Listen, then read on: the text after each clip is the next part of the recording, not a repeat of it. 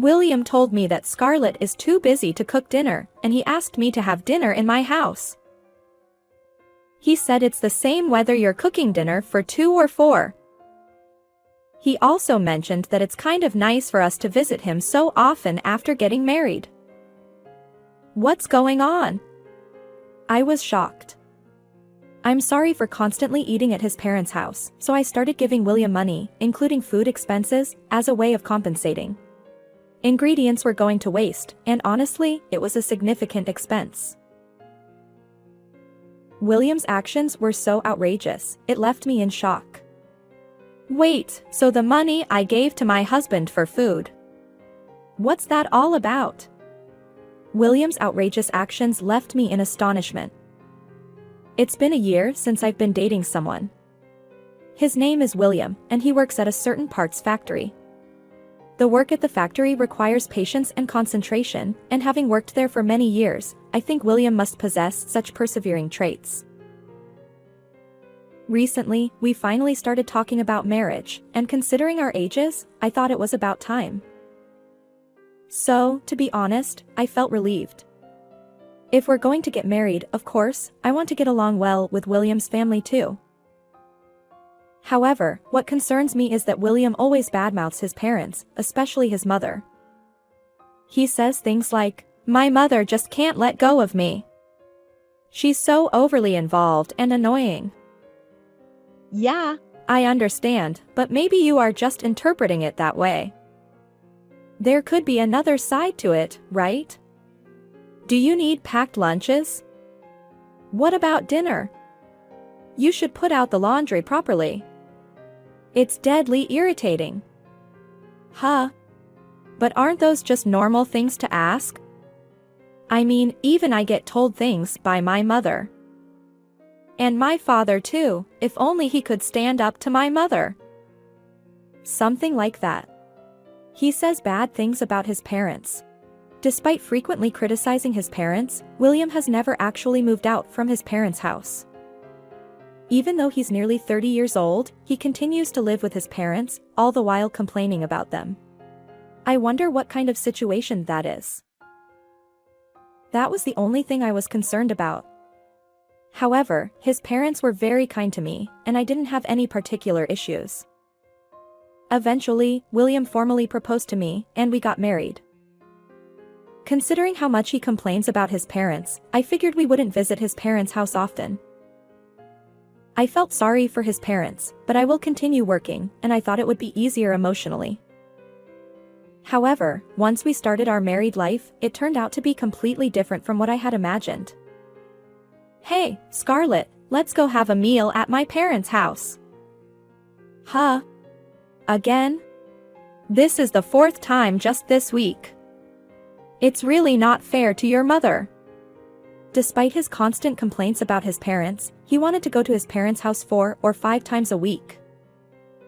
I don't have a problem with his parents' house, but I'm also working full-time, and it becomes quite difficult when it happens so frequently.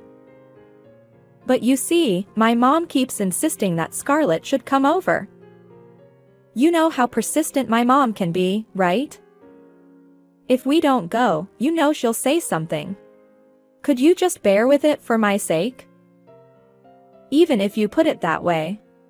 I'm also preparing dinner, you know. Well, we can have tomorrow, right?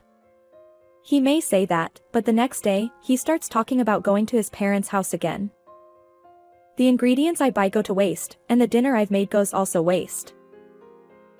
Doesn't he ever feel bad that it's a waste not to eat the meals I make? After dinner at his parents' house, William lounges on the sofa, watching TV, obviously full and comfortable.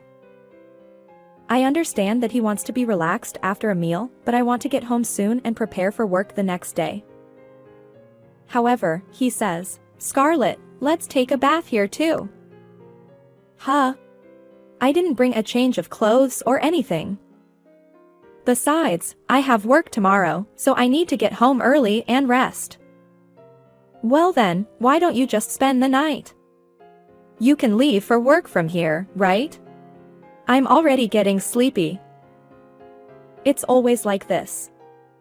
The only day he doesn't go to his parents' house is the day he's working overtime, which happens consistently. He works in a factory, so he must be sweating and tired, but on those overtime days, he's strangely in a good mood. Welcome back. How was the day? You must be tired to overwork. Well, yeah, I'm sweating, so I'm going to take a shower. Oh, I see. But you seem to have a happy expression on your face? Yeah, well, you know. Maybe it's that feeling of achievement from putting in a lot of effort. While you're taking a shower, I'll get dinner ready. No, it's fine. I've already done it on my way home. Even on days when he's overworked, he never has dinner at home. And the next day, he'd start talking about going to his parents' house again. Hey, can we stop going to your parents' house anymore? Huh, why? You don't have to care. My mom wants you to come.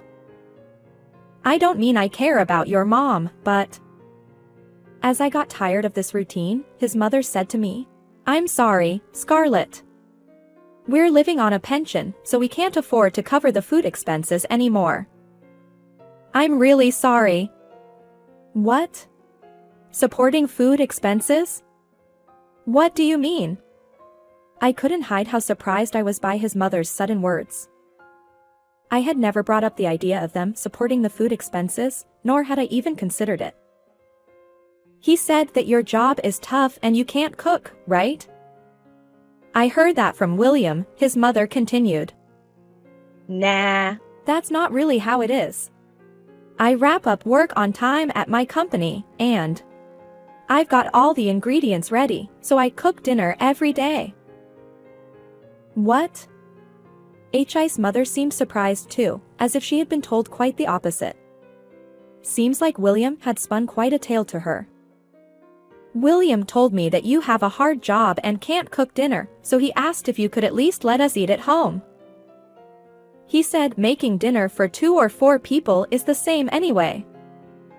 He even said things like, normally, after getting married, sons don't come home that often, but I'm being filial by visiting home so much, my mother-in-law explained. What? What's going on? I felt guilty about how frequently I was having meals at my in-laws' place, so I started giving money to William to cover the food expenses and more. Ingredients were going to waste, and it was honestly a heavy financial burden. The shock was too much to handle. Well, then what about the money I gave to William for food expenses? I asked. What? His mother said she didn't receive that money either. Her expression didn't seem like she was lying. After we exchanged dumbfounded looks, it suddenly hit both of us. I hurriedly woke up the sleeping William on the couch and, together with his mother, confronted him. Hey, William, what's the meaning of this? Were you deceiving your mother and me? I asked. What's up all of a sudden? William, be honest. What are you talking about? At first, he had a smirk on his face, but as he looked back and forth between his mother and me, he seemed to realize the gravity of the situation. He recognized that his lie had been exposed, and his expression turned serious. Well, I mean, it's not like I did anything bad, he finally said. You've had enough.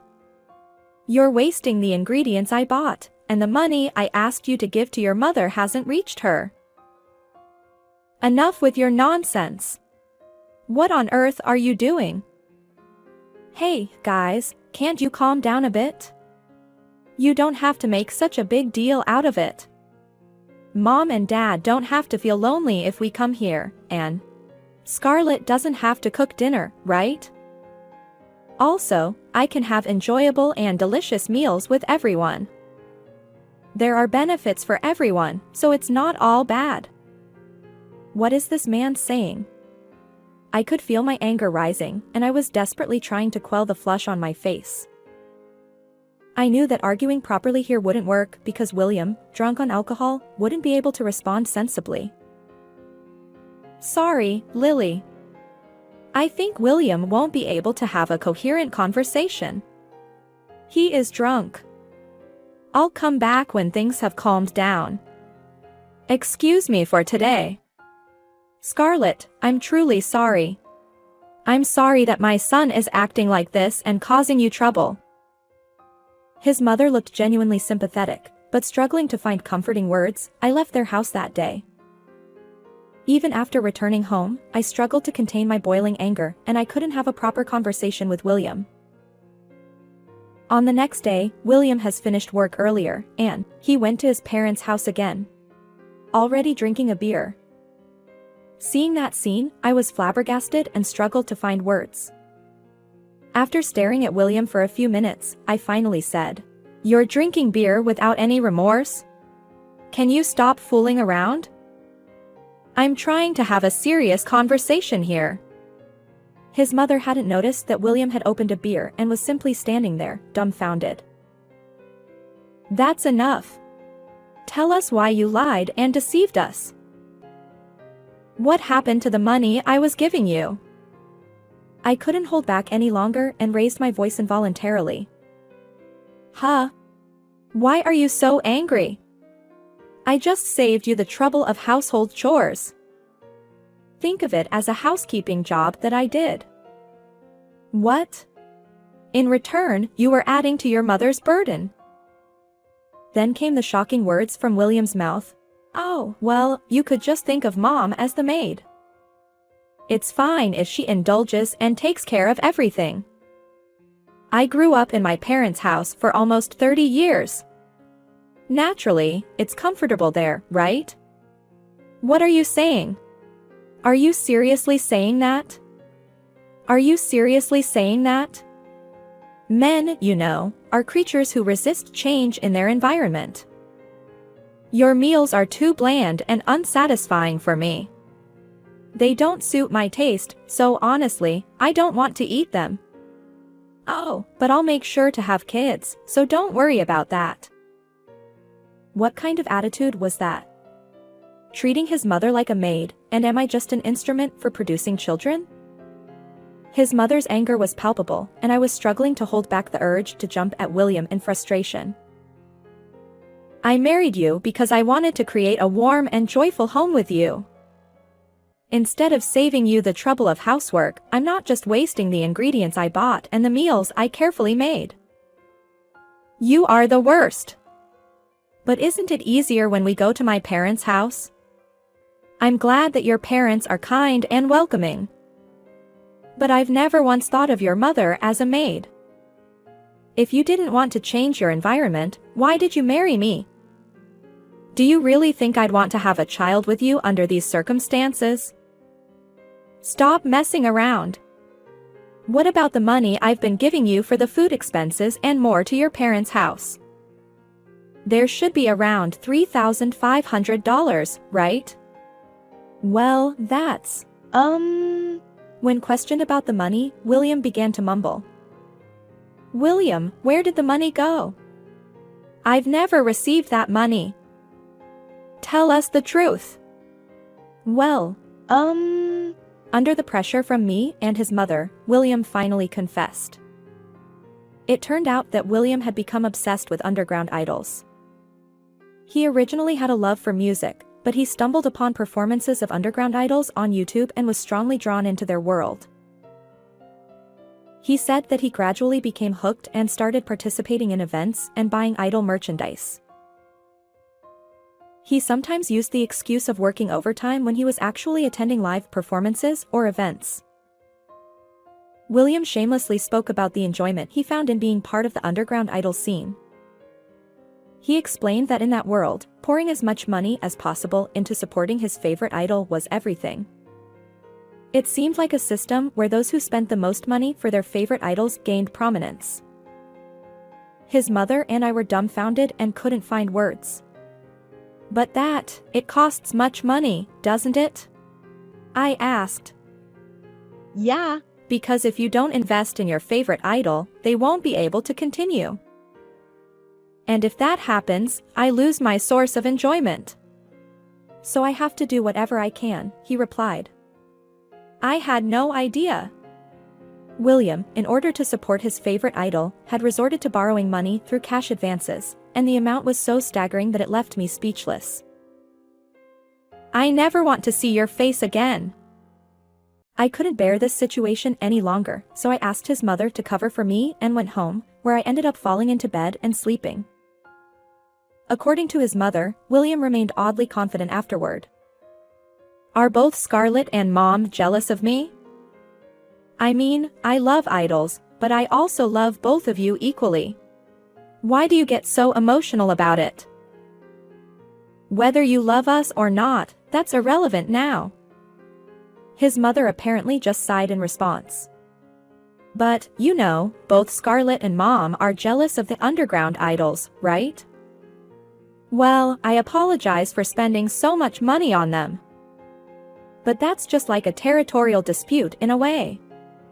It's like male foolish pride, isn't it? It's not like I love that girl more than both of you, so don't worry. William. That's not the point. Do you even realize what you're doing? What? My heart is always here.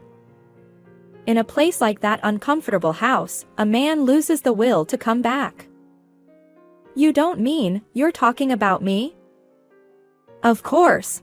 Duh. This was a story I later heard from his mother, but it was a statement with 100% destructive power. His mother seemed to have given up on trying to reason with William, who could only think optimistically no matter what she said. Just then, his father, who had been out, returned. When Lily explained everything that had happened, he became extremely furious. What the hell are you doing when Scarlett is right there with you?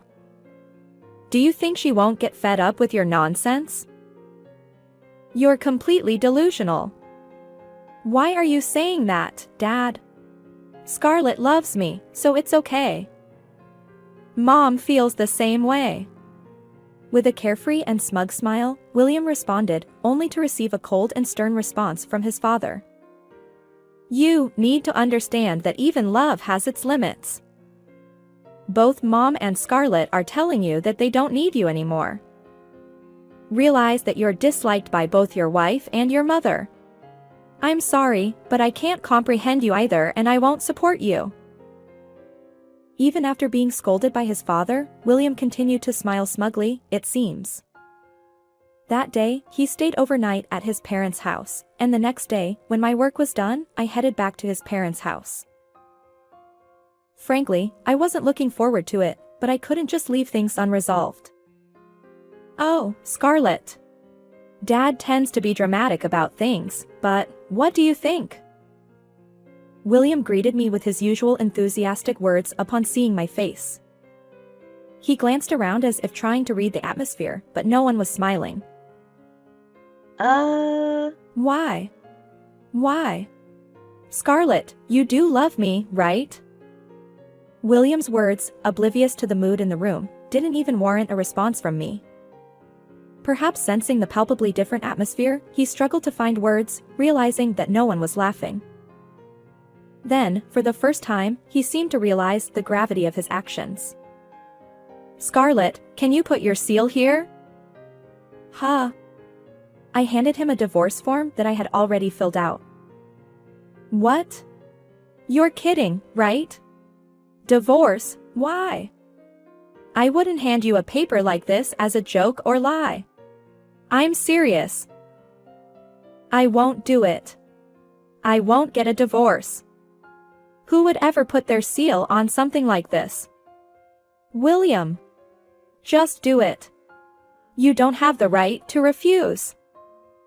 That's right, William. Think about what you've done to Scarlett. With encouragement from his parents, William reluctantly signed and stamped the divorce papers. No. I don't want this. I never even thought about getting a divorce. Listen, there's no love that would excuse everything you've done. Lying to people, taking money from them, and even accumulating debts. You're just a despicable man. I no longer want to be with you. As I spoke calmly, William began crying embarrassingly. It was too little, too late for any words to change the situation. "Scarlett, I'm so sorry for causing you so much trouble. I genuinely apologize. Forget about us from now on and live your own life." "That's right, Scarlett. We want you to live your life for yourself from now on." After I received the divorce papers, I didn't want to see William's face anymore. I left his parents' house without looking back, even though I felt bad for the kindness they had shown me. I heard the rest of the story from his mother over the phone. William, who had completely exhausted his welcome with his parents, was kicked out of their house. To treat your own mother like a servant. What nerve. Get out of here. "Mom, you don't understand." "I'm sorry." "What don't I understand?" "You're the one who said it, right? You don't have to come to our funeral. Don't ever come back to this house. And even Dad. I swear, I wasn't lying about the underground idols. Please. I can't believe someone who lies as much as you is my son. Get out of this house right now." After moving out of the apartment we shared, William had returned to his parents' house, only to be rejected and turned away at the gate. After becoming buried in debt due to his obsession with supporting underground idols, William managed to find a rundown apartment to live in. He was using almost all of his salary to repay his debts, leaving him in a state of poverty. He had to take on additional night jobs on top of his regular work to make ends meet. It was a situation of his own making, a consequence of his own actions. 2 years had passed since I parted ways with William. During that time, I was fortunate enough to find a new partner and remarried. We were expecting a child soon and living a happy life. One day, I received a call from an unfamiliar number on my phone. When I answered, to my surprise, it was William. "Are you doing well? It's me." He had gone as far as changing his number just to call me. I was taken aback. "What do you want?" "I figured you're probably still single, right? I thought you might be feeling lonely. So, for your sake, I'm willing to get married again. How about that?"